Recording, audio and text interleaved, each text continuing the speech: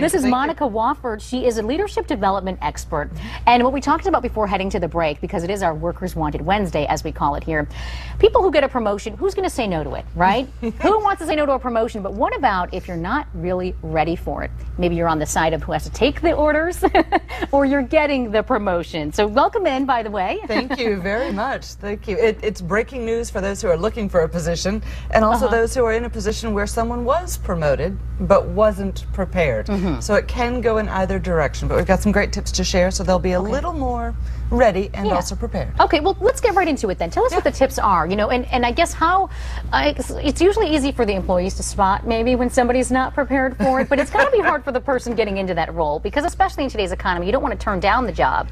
Right? You don't, although some perhaps should. There's an argument for that. When you're offered a promotion, there are several things to look at and tips to consider. One is being aware that you're now going to be the mediator between upper management and those that used to be your colleagues or peers. And that's one of the key critical problems is, what do I do now that I'm managing my peers who used to hang out at the water cooler and complain about the boss? Well, now I'm the boss they used to complain about.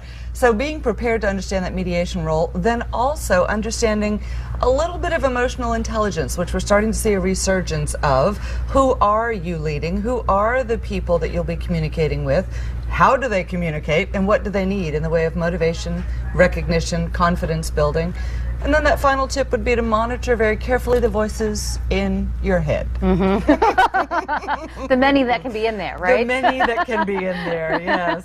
We talk a little about personalities, a little about planning and how planning is different for different personalities, strategic planning and goal setting. But then also just the issue of confidence.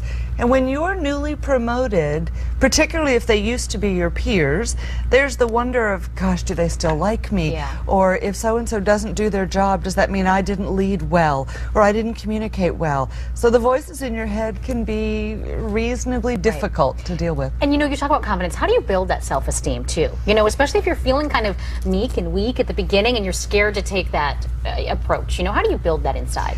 Working on your own abilities and skills, and the recognition that you have skills that somebody saw, or you likely wouldn't have been offered a promotion. Also looking at valuing the things you do well and being okay with the things that maybe you could benefit from some practice.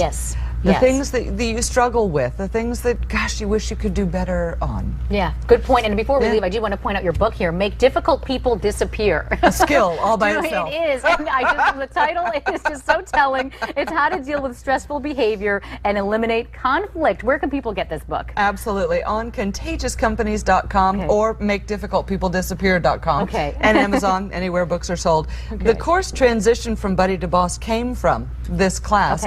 And one of the skills those who are promoted want to learn how to embody is making difficult people disappear. Yes, if we could, right? Well, we thank you so much for coming in. We appreciate it. And of course, want to give a boost of confidence this morning to our Jamie Cagle, because he's going to have a check of our forecast.